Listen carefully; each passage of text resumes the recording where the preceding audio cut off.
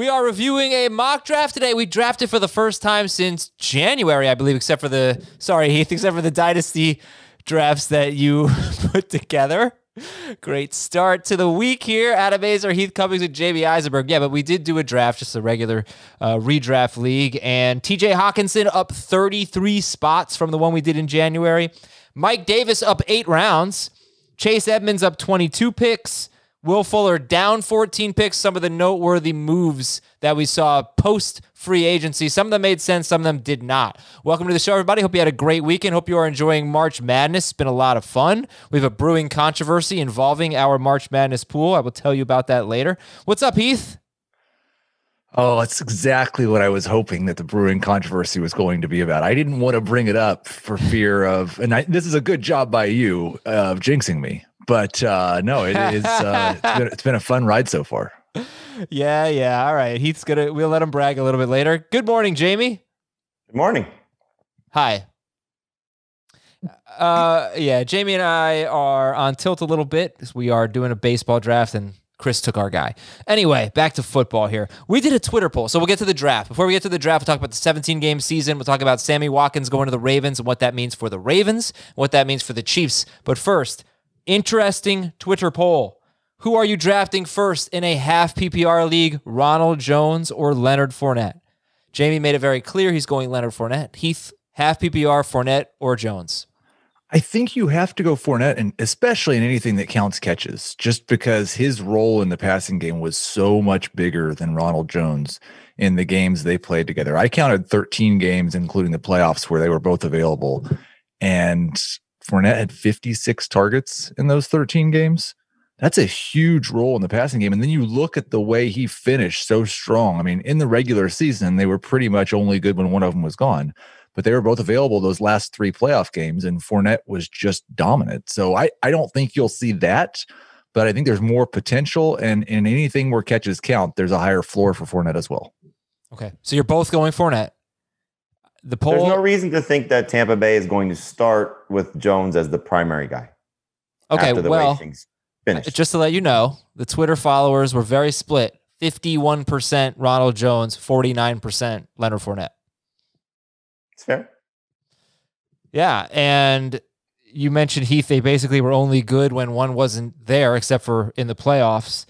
That's almost exactly right. When one of them was out, I mentioned this on our Friday show, they were elite in terms of what Jones averaged when Fournette was out, what Fournette averaged when Jones was out. Wasn't a ton of games, but talking about an average of a top 8 running back. When they were in, they both played 10 games together, both healthy. Ronald Jones had 2 games with more than 13.5 PPR fantasy points, which is what RB24 averaged. Okay. 13.5 PPR fantasy points. Ronald Jones had 2 games where he scored more than that. Leonard Fournette had 2 games where he scored more than that. One of them was one in which Ronald Jones got benched for fumbling. So they were not number 2 running backs, put it that way. They were at times number 3 running backs, at times worse than that when they both played. Is that what you think is going to be the case? I'll start with you, Heath. You think that if they're both healthy on a week-by-week basis, that we are not looking at reliable starters? Borderline starter for Fournette would be my expectation right now. On full PPR, I think he will probably be, if he plays 16 games, a top 20-ish running back. We don't know exactly what they're going to do, and we don't know. Leonard Fournette's had some fluctuations in his conditioning over the years, so we don't know exactly what's going to show up at the start of the season. Ronald Jones could fumble once, and Fournette could have a much bigger role, but I think right now you view Fournette as a borderline number 2 and Jones as a mid-range number 3, a decent flex. I'll ask you the same question, Adam, that I asked you on Friday, and Heath, you can answer this. Which backfield, and you can rank them if you want to, is better between Tampa Bay and the Raiders right now? Right, you mean rank all 4 players? Yeah, I have right now Jacobs and Fournette back to back, with Jacobs 1 spot ahead, but I can't say that confidently Jacobs is going to be better given the current construct of what his team looks like and what the Bucs team looks like. Yeah, I don't think I'm quite there on Fournette Jacobs, but I would definitely go Jacobs, Fournette, Jones, Drake if it was me. Yeah, that's why I have it right now. But yeah, I mean, again, you look at the offenses with what has taken place. Tampa Bay's offense is in much better shape. Workload you would hope is in Jacobs' favor, but it's no guarantee now that they brought in Drake. So I think that's where you got to look at it in terms of like a guy who's coming off of a pretty good season and where his status is right now in terms of Jacobs. There's, in my mind, very little chance that Josh Jacobs would lose his job to Kenyon Drake, whereas there are no guarantees with the Bucs running backs. Agreed. So that, I think, makes Jacobs a little safer. But there's really almost no chance that Josh Jacobs catches 50 passes. And that's not too far from what Leonard Fournette's pace was when he was healthy last year. I thought you said 56 targets. So in 13 games. Oh, in 13 games. Okay. Oh yeah, I mean, that's a good point like too. We talked about, Adam, full off season now, full year of the team. I mean, he was brought in learning everything on the fly with a new quarterback and everything that the Bucs had to go through. And so when things finally started to click for them, who was the guy that was doing the heavy lifting in the backfield? It was Fournette. Yeah, I think that there's probably going to be an underrated upside with Fournette because there is like a, 30% chance that Leonard Fournette this year is the feature back he was every year in Jacksonville now that he knows everything and Ronald Jones is his backup. And if that happens, then Fournette's probably a top 10 back. Yeah, I would say that the main reason why Fournette was doing the heavy lifting when it counted was because Ronald Jones missed weeks 15 and 16 and then missed the first game of the playoffs. Did he miss the first game of the playoffs or was he just like... He got injured in warmups. Right. So I think he took advantage. He had an opportunity and took advantage of it for sure. But I don't, like I said, he was inactive late in the year. They went to Ronald Jones. Ronald Jones was their guy. I don't want to keep say this every show, but I think Bruce it was. Arians says it every month. Yeah, that's true. That's the other thing is like Bruce Arians just does not trust Ronald Jones. So to keep that in mind. Okay, moving on. We have an Apple Podcast mailbag on Thursday. We actually have a lot of questions in the fantasy football at cbsi.com inbox as well. So we're going to have a fun mailbag show on Thursday and also update some projections with Chris and Heath. But that's on Thursday. So get on Apple Podcasts right now. Leave us a 5-star review. Ask your question. Help us out, and we'll help you out. And it is still March Madness time, and it's Madness time in the sports world in general. You got the NCAA tournament. That's crazy. But if you're a diehard sports fan, you need to know about every sport, right? And that's where CBS Sports HQ is your streaming answer. Just think about what's on tap this week alone. We got NFL draft and offseason coverage. We've got opening day. MLB opening day is Thursday. We've got Bellator 255 on Friday. I hope I said that right. We've got golf picks. I said that right. And highlights. And of course, unmatched breaking news coverage. So you listen to our show and you know that when there's breaking news, we do a podcast. Well, that is like a CBS thing. We are the best source for breaking news, instant reaction, CBS Sports HQ. Check it out anytime something breaks. If it's fantasy, you're going to see Dave, Jamey, and Heath on CBS Sports HQ talking about it. Whatever it is. So anyway, get the CBS Sports HQ app. You can watch on your computer. You can watch on your phone on the CBS Sports app. You can watch on your connected TV like I do.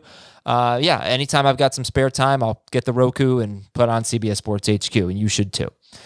The brewing scandal. I just don't see how this is possible. 890 total entries in our March Madness group, and Heath is in 8th, and he has the highest remaining point total. Shout out to Michael Yaff. Don't know how to pronounce your last name, Yaffe. But you are in first place. Yaffy, sure. Yaffy. Yeah. I don't. Okay. Well, I'm going Yaff. Yaffy Taffy. Yeah, there's no Y there. But there is a Y. At the beginning of the word. Man, I should have known that too, because Y was the letter of the day on Sesame Street the other day. But Heath's in 8th. So, Michael, you have to fend off Heath. Heath, what's your secret? You have the highest remaining point possibility. Well, I picked 4 teams to go to the Final Four, and they didn't lose yet. Hey. And so I think what I figured out this year is that if you can just pick the teams that go to the Final Four, it really helps your chances in doing well. And who did you pick to win the whole thing, whole shebang? I really went out on a limb, and I went with the team that hasn't lost yet this year, Gonzaga. Yeah. I've got them beating Houston in the finals. So I need the Zags and Michigan and Baylor and Houston to win the next 4 games. I think they'll all be favored. I feel like if Gonzaga wins, you're going to win because actually more people ahead of you do not have Gonzaga winning. Michael Yaff has Houston winning.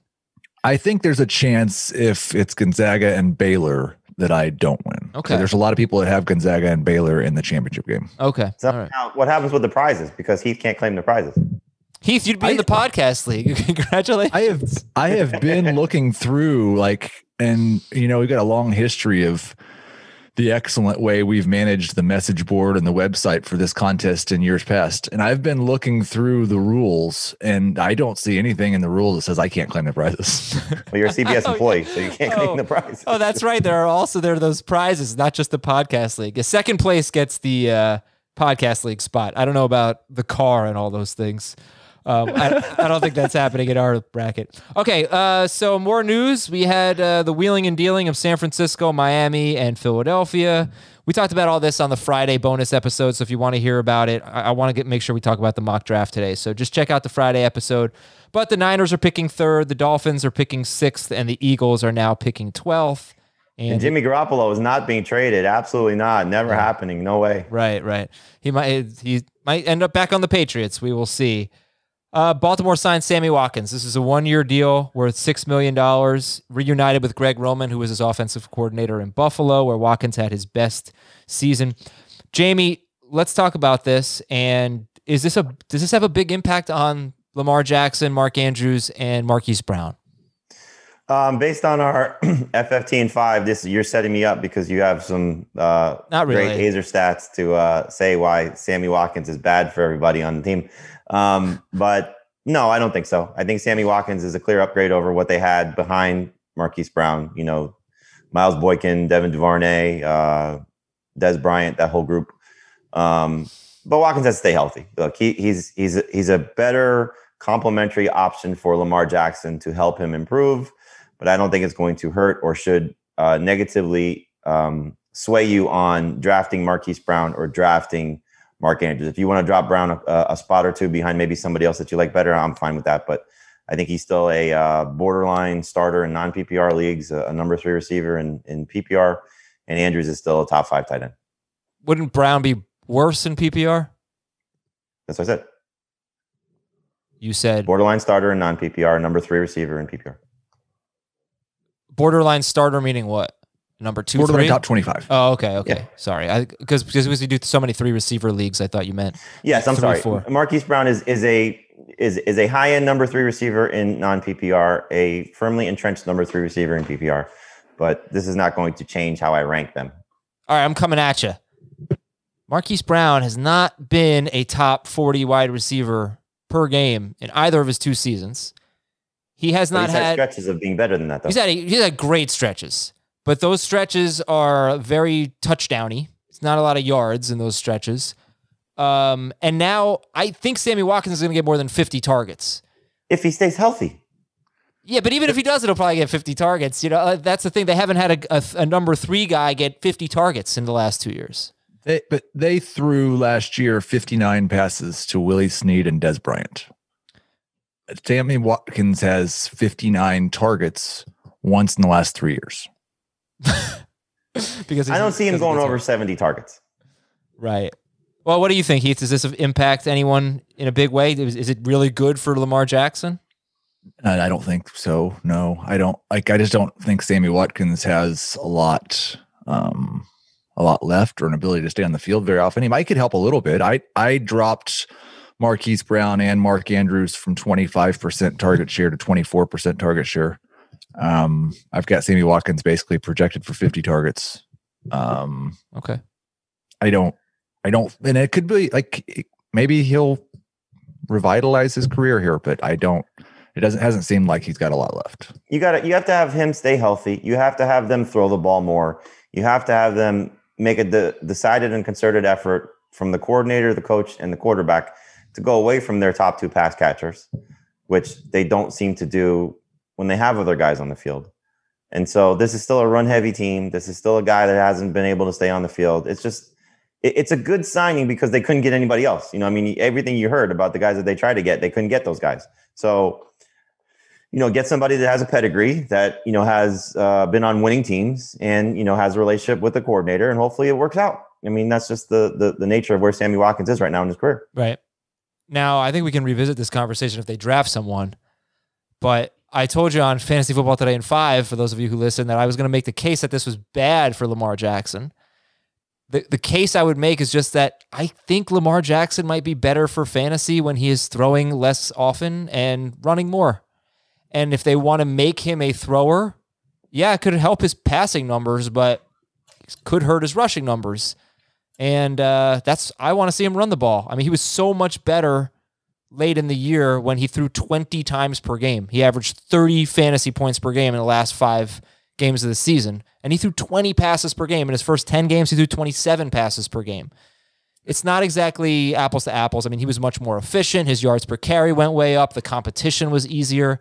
But it's weird. It just, for maybe any other quarterback, I'd want them to add weapons.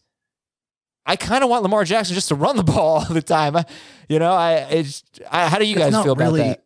It's not a totally unique thing to Lamar Jackson. As a rule, pretty much, if you're a mobile quarterback rush attempts are worth more than quarterback pass attempts. Right. So, and I think like the efficiency thing you hit on the head. A lot of times when Lamar Jackson throws 20 passes, it's because 3 of them went for 35-yard touchdowns. And so he just didn't have that many attempts. But I don't think Sammy Watkins is going to really affect the run-pass splits of the Baltimore Ravens. Right. Okay. It's also, he's now facing 4 times, arguably 2 of the best defenses in the NFL. Because even though the Steelers lost guys, I don't think they're going to have that much of a drop-off. And they have the formula to sort of get after him a little bit because of their pass rush. And the Browns are getting better by the minute. And so those defenses are going to be tough on him.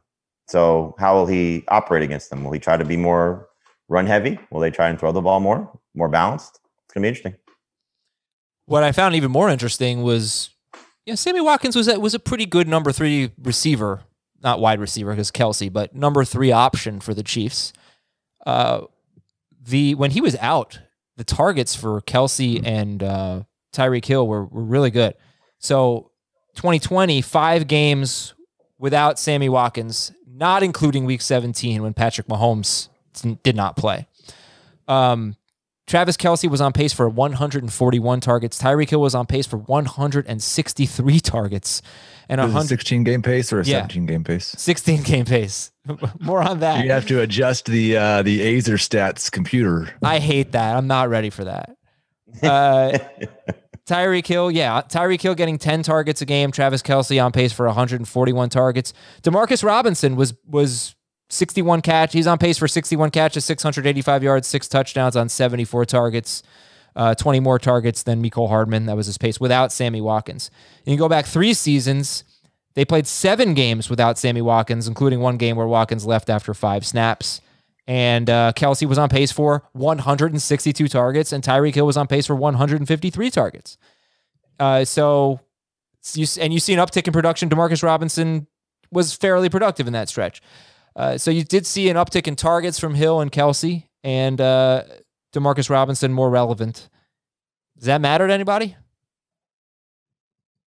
Well, I mean, again, we're going to find out if it's Demarcus Robinson who came back, stepping up into that role once again, or is this going to be Mecole Hardman's time? What about the Kelce Hill thing? Do you think they benefit from this? Or obviously, when you're down bodies that you trust. You're down a guy that has made plays for you at times, and as we saw in the postseason for the Chiefs, whenever Sammy Watkins was there, he was awesome. So it makes sense for Mahomes to lean on his top 2 guys, but.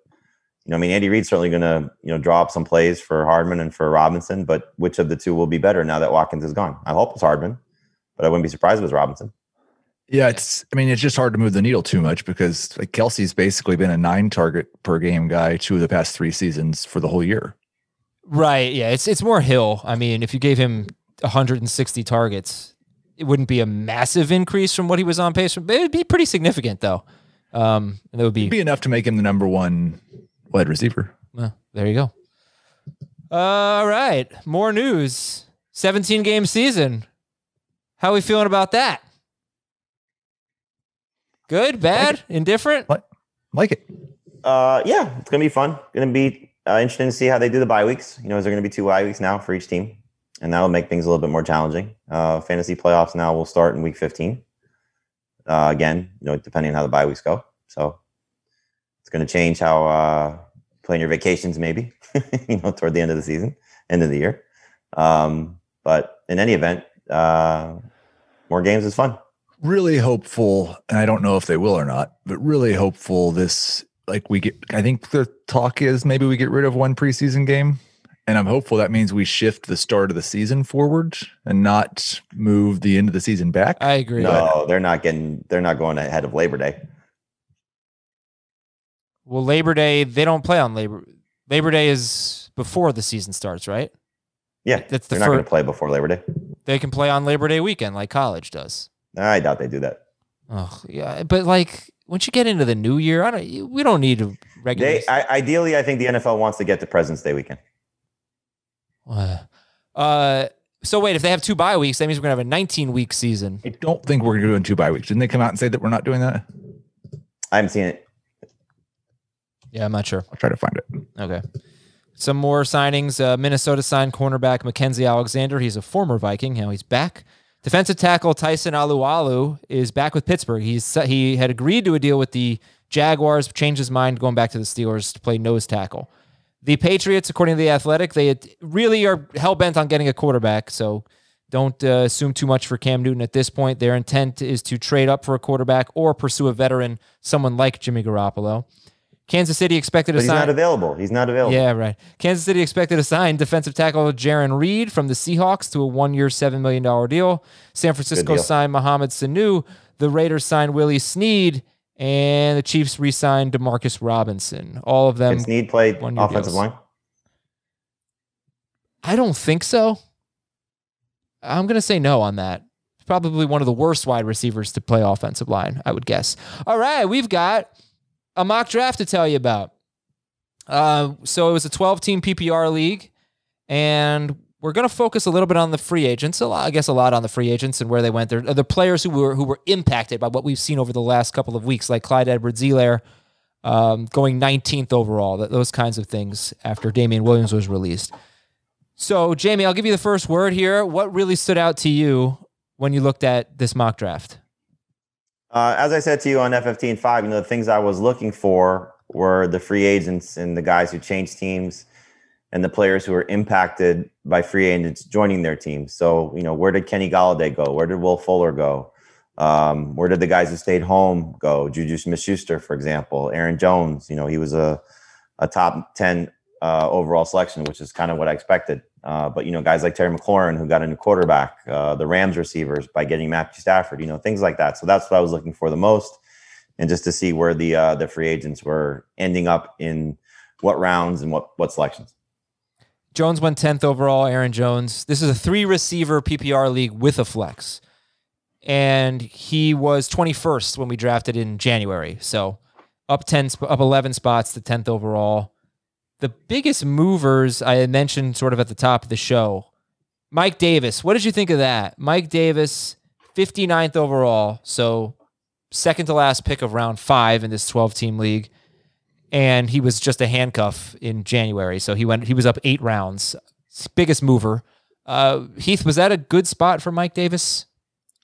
It's a couple of rounds earlier than I had him. I think I picked right after that or right before that, one of the two. And I was really wanting to take David Johnson, but I knew nobody really wanted David Johnson. Then when I saw Mike Davis go, I think he went right before I took David Johnson. I felt a lot better about it then. Okay.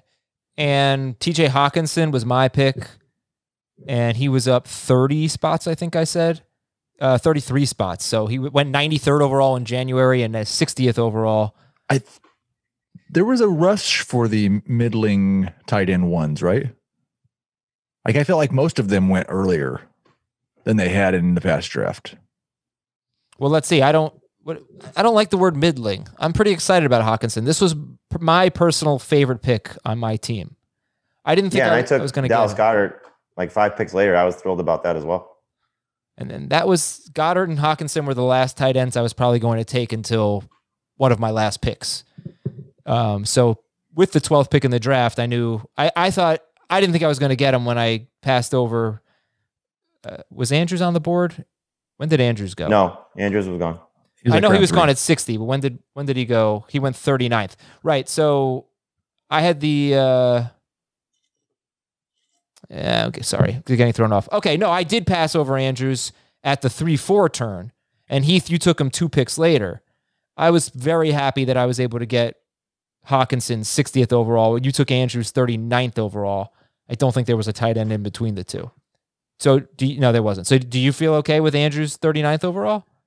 Oh, yeah, I do. I think, and like he might have not been the top player on the board after the small ding that we gave him for the Sammy Watkins signing. But no, I still think he belongs in that top 4, and that there is a distinction between those guys and the group that I referred to as middling, but maybe I should have said ascending. Yeah, I think he's I think assuming that, Goddard is in the spot that he's in, depending on what the Eagles do at wide receiver, I think Andrews, Hawkinson, and Goddard are closer together than Andrews is to the top 3 guys. Your response, Heath? Remember, this is PPR. Right. No, I don't. Like, I don't know. I don't have them in that way. I've got him in the top 4 tier, just because we've seen him give us that type of, like, that 200-point tight end season. Yeah, I mean, he's just touchdown dependent. So if he doesn't score, you're going to be disappointed. If he scores like he did 2 years ago, you'll be fine. All right. So other players, even last year, he was better than Hawkinson or considerably better on per game basis. Oh, right? I would have expected him to be better than Hawkinson, but Hawkinson now has the receiving court to himself. All right. Well, let me see. Hawkinson scored 5 more points in 2 more games. Andrews was at 12.2. Hawkinson was at 11. That's a big difference. In between them was Robert Tonyan and Logan Thomas and CJ Uzomah. If I was drafting based on last year's stats, I would have taken those numbers, but I'm not drafting based on those stats from a year ago. Right. So, but you think the loss of Marvin Jones, because Golladay barely played last year. It was just Marvin Jones. I think everything is factoring into TJ Hawkinson's favor. Again, this is the setup that we look for and we love, so Andrews is better. Andrews should be drafted ahead of Hawkinson. Andrews should not be drafted this far ahead of Hawkinson in this format. Okay. Chris Carson up 4 picks from 40th in January to 36th. I'll just go with the guys with dramatic drops. Josh Jacobs, he was drafted 20th in our PPR draft in January. He was drafted 38th overall. And by the way, we did this before, as Heath said, we did this before the Sammy Watkins signing. We also did this before the Leonard Fournette re-signing. So keep that in mind. But that has nothing to do with Josh Jacobs. He was down 18 spots. He went 2 picks ahead of David Montgomery, who was 40th overall. And yeah, I don't know. Maybe Montgomery also lost this offseason. This must have been after the Damian Williams news? Yes. Yeah. So what did you think of that? So who would you rather have, Josh Jacobs or David Montgomery? I'll take Jacobs. I'd rather have Montgomery. All right, I'm going to make you guys give reasons. Heath, why Jacobs over Montgomery? I think we already had the concern about Tyreek Cohen, and then the Damian Williams thing maybe won't matter a whole lot, but I do think that currently right now the Raiders are going to have a better offense than the Bears are, and I think that there's a little bit more upside for Jacobs. And Jamey, your rebuttal? I mean, I don't really want either of these 2 guys, to be honest with you, but Okay. I've seen Montgomery's ceiling, and I see where he can get to. Jacobs has yet to reach a ceiling. I don't know if he's ever going to get there on this team. So Drake is better by himself, I think, than Tyreek Cohen and Damian Williams at this point. I think he's going to cut into Josh Jacobs enough that it's going to make it a bad situation all the way around. Drake, by the end of the season, can end up being the best running back for the Raiders. And the running back who went just before them was Chris Carson. I think we're all cool with Carson ahead of Jacobs and 100%. Montgomery. And the running back who went after them is Melvin Gordon. He went 46th overall. I would take Gordon over both. And that's up 17 spots. He's another big riser here. Melvin Gordon, 46th overall. When we drafted in January, he went 63rd overall. It's just weird. I never know if you're supposed to do these, like, assuming, they're going to add someone or just assuming what's on paper now, So I don't know. Do you think Melvin Gordon is going to be a feature back for Denver? And Jamey said he would take Melvin Gordon over Montgomery and Jacobs. Heath, what about you?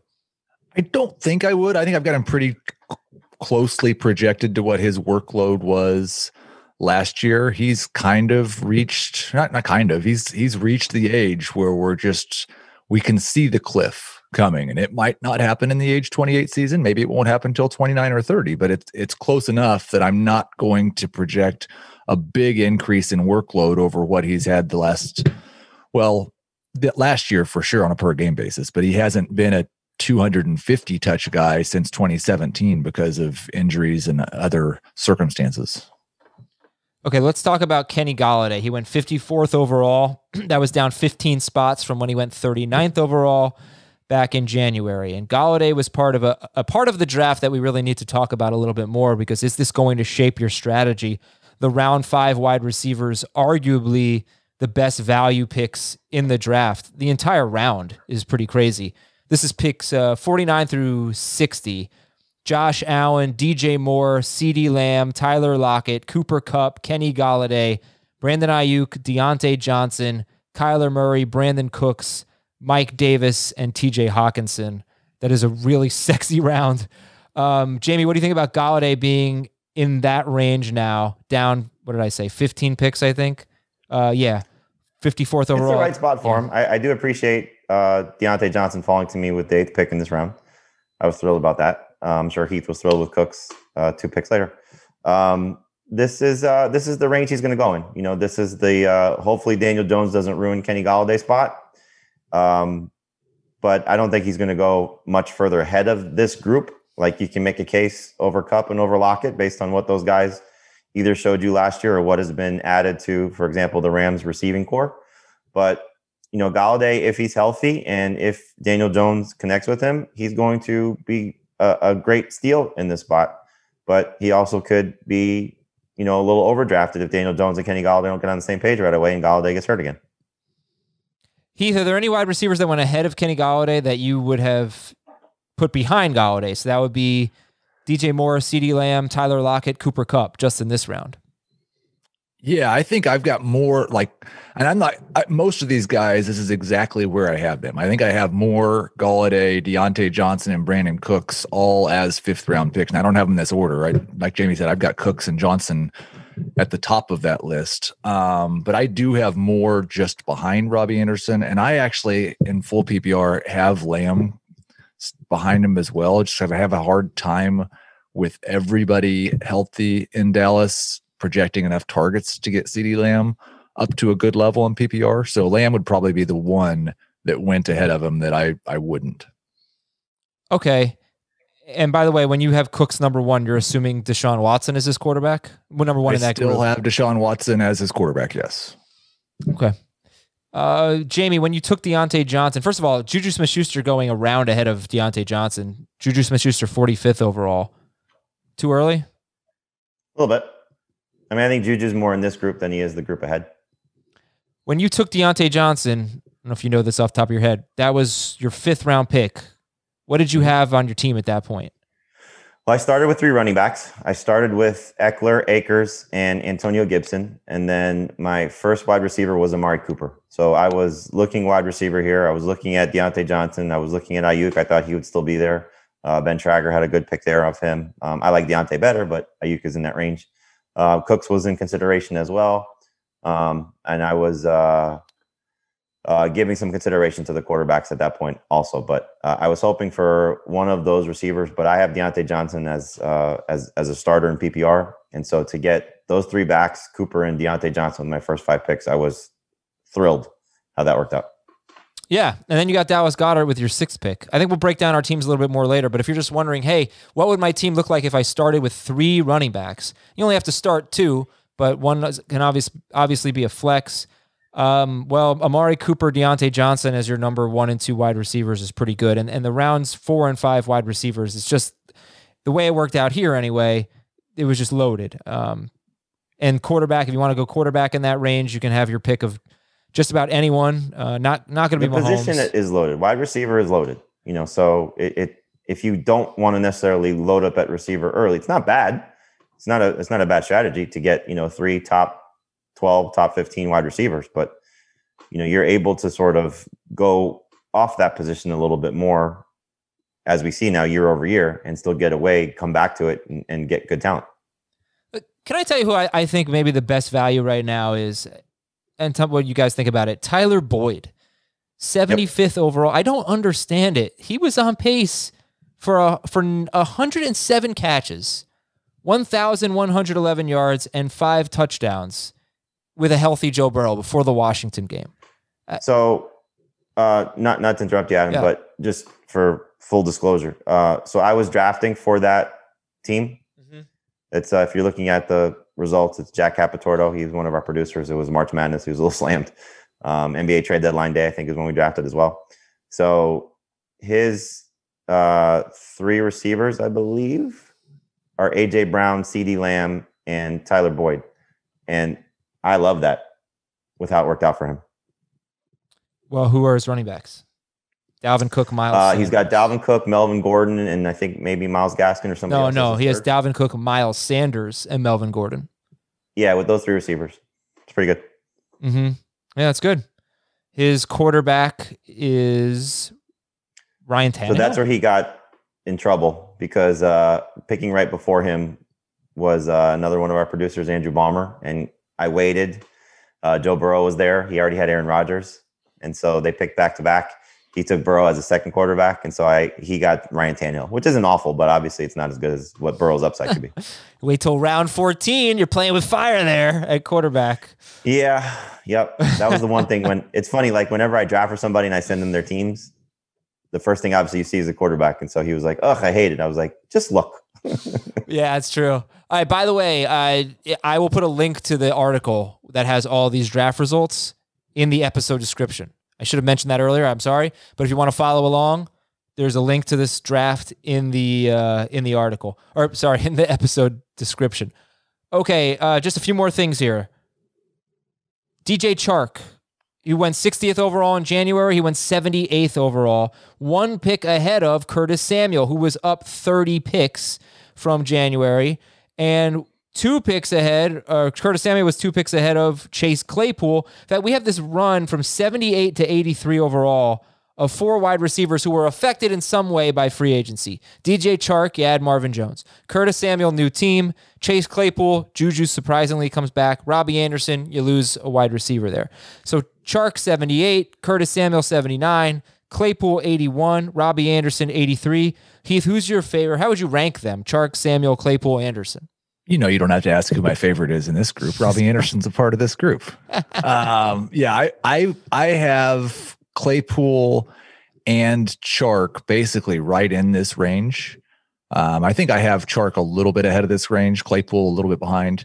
But I would actually go Robbie Anderson, Curtis Samuel, DJ Chark, Claypool. Chark's the one I feel the least comfortable about because he has shown us some things that make him look like, if he gets a great quarterback, he could be a true number 1 wide receiver, but there's also some pretty significant risk there, it feels like. Jamey, how about you? Strong thoughts at all on Chark, Samuel, Claypool, Anderson, all going within 6 picks? I think this is the range for him. I took Sutton in the middle of that, so if you just want to add another receiver into the conversation. But, Claypool is, a guy that had so much upside before Juju came back. I don't know if he still has the same upside, but I don't know if he loses that much just because he's different than the other 2 guys. So if Ben is going to, challenge down the field a little bit more, this feels like the guy that's going to win the most as a result of that. But Samuel, hopefully he continues to build off what he did last year. Anderson has the opportunity probably to lead this group in targets. Chark might have the highest ceiling of the bunch, as Heath said. Trevor Lawrence coming in. Hopefully this is the guy he leans on the most. How much better is Tyler Boyd, 75th overall, than this group, which began with Chark at 78th overall? Is it a big difference in PPR? If they stay as they are currently rostered, yes, on their NFL teams. Because, Boyd and Higgins are the guys there. Are they going to add somebody in the draft? There was they lost 2 guys. It's not just AJ Green. They lost John Ross too. So for whatever those guys contributed last year, now Higgins and Boyd get that much more opportunities. Yeah, I'd definitely rather have Boyd than Chark and Claypool and PPR. I've got him in the same range as Robbie Anderson. Corey Davis went 92nd overall. In January, he went 65th overall. Is he better or worse now than he was in January, Corey Davis? I think it remains to be seen, TBD, because we don't know the quarterback there. I had more hope I may have been the one that took him in January. That seems way too high. But no, I had more hope before he went to the Jets. But there's things that could change that. Okay. I'm going to read you the first 2 rounds of the draft just in case you're curious. Then we're going to take a break. And when we come back, we'll kind of recap our teams and see how things unfolded and give you some strategy thoughts. So 12-team PPR, 3 receivers and a flex. McCaffrey, Kamara, Dalvin Cook, Derrick Henry, Saquon Barkley 5, Kelsey 6, Jonathan Taylor, Austin Eckler, Devontae Adams, Aaron Jones, Ezekiel Elliott, Tyreek Hill. That's round 1. Round 2, Nick Chubb, Stephon Diggs, DeAndre Hopkins, James Robinson, Cam Akers, George Kittle, Clyde Edwards-Helaire, Darren Waller, Joe Mixon, Miles Sanders, Michael Thomas, and Justin Jefferson. That is your top 24. We're going to take a break. When we come back, how did our teams look at the end of the draft? What strategies, if any, did we follow? What lessons did we learn? That's up next on Fantasy Football Today. Very excited to be talking to you on this Monday, but I'm more excited for Thursday. That is opening day. Baseball is back. If you need any last-minute fantasy baseball prep, I have 2 drafts this week. I have one tonight, one on Wednesday. Make sure you listen to Fantasy Baseball Today in 5. That's with Frank Stanfill, Scott White, and Chris Towers. It's the best way to stay up to date on the biggest news items in fantasy baseball in 5 minutes or less. Download and follow Fantasy Baseball Today in 5 anywhere you listen to this podcast. So, Jamey, did you have any strategies that you were trying for in this draft? I mean, you did go 3 running backs. That's pretty eye-opening there. Any takeaways from that? I think I've done that in all 3 mock drafts that we've done so far. If it works out this way every time, I'm going to do it every time.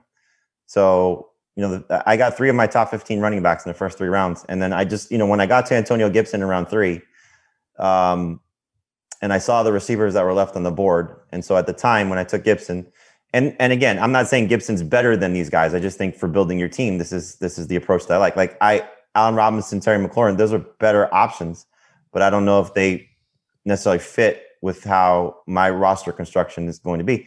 So Robinson, McLaurin, Cooper, who I ended up taking, Mike Evans, Adam Thielen, Robert Woods, Juju, those are all the receivers that went next. And so I just looked at it and said, okay, if I take Gibson here, I still have the opportunity, picking in 10 more picks that I can still get one of those guys, or T. Higgins or DJ Moore or CD Lamb, or all guys that I like and I think are all kind of in a similar range.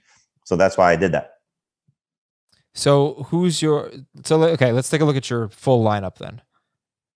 So my first 3 picks again were Eckler, Akers, Gibson. Right. And those are your 2 running backs in your flex. Mm-hmm. Justin Herbert at quarterback, Amari Cooper, Deontay Johnson, Courtland Sutton at wide receiver, Dallas Goedert at tight end, and the Dolphins DST. This is a very good team. I don't see any weaknesses, Heath. Do you? I was preparing my answer for my own team, so I didn't hear anything you said about Jamey's team. Justin Herbert, Akers, Eckler, Gibson at flex, Cooper, Deontay Johnson, Courtland Sutton at wide receiver, Dallas Goedert at tight end. No, it's a very good team. It is good, yeah. Do we like the bench? Josh Reynolds, that's a nice one. Mecole Hardman, Darnell Mooney. Would you, by any chance, consider now Demarcus Robinson instead of Mecole Hardman? I think you could project Demarcus Robinson to score more points, but there's still hope that Mecole Hardman comes into his potential. Like, he's still at that stage of his career where it's possible. So I wouldn't actually draft Robinson over Hardman. No. This is a floor ceiling situation. The floor is right now for Robinson, but the ceiling, if Hardman is used properly, can be a potential starting fantasy wide receiver. That would be at the expense of Hill and Kelsey if that happens, but not to a detriment to them that you'd be avoiding them. But I think if Hardman hits, you're going to be thrilled with having Hardman on your team. So like whenever I have a situation like this, Adam, when I feel comfortable with my starting lineup, and I was really comfortable with my starting lineup, I'm taking swings at defenses with my bench options, especially at a position, in this case for me, receiver, that I needed maybe some home run potential. Because if Sutton is lost in the mix coming off his ACL, if Deontay Johnson is, lost in the mix and Ben is terrible, Cooper obviously loses to Lamb and Gallup, and, Jarwin back healthy. There's flaws with all 3 of those guys, which is, obviously based on how I built my team, that's something I expect. But I'm trying to backfill that with some guys that can maybe be home run plays, in which case Mooney could be that guy based on what he showed in flashes as a rookie, and hopefully Dalton makes him better. Hardman can be that guy if Sammy Watkins' absence opens up that opportunity for him. Reynolds now going to the Titans, taking over Corey Davis's role. If that happens and he has a similar type of season, all three of those guys have the chance to be borderline starting options, if not higher. Okay, and Heath, you had the 10th pick. You took Aaron Jones in the first round. Did you have any objectives when you went in? Yeah, I always map out a 6-part plan that I'm going to follow regardless of what the rest of the league does. Right. And so step 1 was that I wanted to be balanced. I felt pretty confident I was going to end up with Patrick Mahomes in round 3. And I did. And I guess the strategy that I took to start was that I have a quarterback and tight end in the first 4 picks. And generally speaking, that makes it a little bit more difficult to build depth / talent at both running back and wide receiver. And it was a challenge again, but if Patrick Mahomes is what he's been the past 3 years, and he's 4 points better than every other quarterback, and Mark Andrews is 4 points better than most tight ends, then you can be a little bit worse at running back and wide receiver. Yeah, Heath's team is interesting. It's not as balanced, I guess. I think that's fair to say, as Jamey's, because he did take Mahomes and Andrews in rounds 3 and 4, but it's Mahomes, Aaron Jones, David Johnson, Andrews at tight end. Wide receivers are DeAndre Hopkins, Brandon Cooks, and T.Y. Hilton. And Raheem Mostert is your flex. You like it? I like it. I don't love it. There were a couple of times where I thought I was going to get somebody coming back at the turn, and RJ took them. There were a couple times where I probably guessed the wrong guy that I could get to come back to me. But I like there's some upside on the bench. I like the combination of Michael Gallup and Jamison Crowder, because I think Crowder gives you a pretty solid wide receiver 3 floor, and Gallup could be one injury away from being a great top 20 wide receiver. So I like the way I kind of covered that. The thing that'll probably come down to is David Johnson and Raheem Mostert. Like, if those guys are actually starting running backs for 12 to 15 games, then this team is going to be really good. The thing I think that we need to probably hammer home a little bit more that we don't do necessarily as great a job of is, like, Heath has great cornerstones if everybody's healthy. Mahomes is a stud. Andrews has the potential to be a stud, but he's in that group of guys that we talked about. Whether he's close to the top 3 or closer to 5 and 6, he's right there. Hopkins is a top 4 receiver, and Aaron Jones, again, if they're all healthy, those guys are stars. And so, this is, maybe extends out a little bit, to, like you said, I have more balance maybe, but maybe I have 1 or 2 more safer options, but like, those are going to be guys that are never benched on his team. And that's, I think, how you should approach when you're building your team is, like, how many guys are you never going to bench in an ideal situation? And then what do you do along with that? Like, what chances do you take? What swings do you take at high upside players? So, like, you can argue, obviously, David Johnson and Raheem Mostert, are they high upside players? I mean, that's debatable, clearly. And I think Heath would recognize that. But if he has number 1 quarterback, maybe Aaron Jones has been a number 2 running back. Number 2 running back, Hopkins has been a number 1 receiver, and Andrews has been a top 3 tight end. Well, Aaron Jones has been a number 1 running back. The number 2 running back. Oh, the number 2. He's been top 5 2 years in a row. Yeah. Right. And it's kind of interesting, Jamey, because, you took Antonio Gibson 32nd overall. Heath took Patrick Mahomes 34th overall. And I mean, based on what you were saying, I mean, should you just have taken Mahomes, or are you that confident in Antonio Gibson that he's going to be a cornerstone? I'm that confident in Antonio Gibson, but it's also then, you're also looking at position scarcity. And so, like, I look at the way again, my approach to this was, okay, if these guys all hit, these 3 guys, which, running back is so volatile. But if they all hit, they could all be number 1 running backs, and so that's kind of the way I was looking at it. Like, I don't anticipate benching those guys, which is why I didn't really focus on a lot of depth at running back compared to wide receiver based on how I built my team. Okay, and I had the 12th pick and took Tyreek Hill and Nick Chubb. My objective in most drafts is going to be get a top 7 quarterback and a top 5 tight end. If I can't get a top 7 quarterback, I'd like a top 9 quarterback. 7 for me is probably Russell Wilson. And then after that, it'd be Herbert and Rodgers. So those are the guys I want. I could see by the time the season comes around, including Jalen Hurts in there, including Taysom Hill if he's the starter.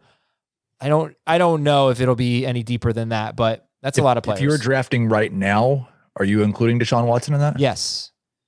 Did I forget someone? Because Watson. No, no, I was just curious. Yeah, yes, it's a hard one. It's a tricky situation to navigate, but yes, I would include Deshaun Watson in there. So I'd like a top 6 or 7 quarterback. I'd like a mobile guy. If I can't get one of those, Herbert and Rodgers, my backup.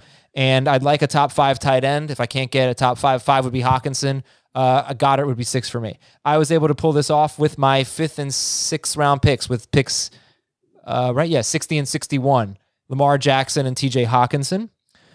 And that really made me feel a lot better about my team. So Lamar Jackson's my quarterback, Nick Chubb and Chris Carson at running back, TJ Hawkinson at tight end, Tyreek Hill, Chris Godwin at wide receiver. I don't love Odell Beckham as my number 3 receiver, but it could be worse. And Tariq Cohen is my flex. But isn't that the perfect scenario to have him?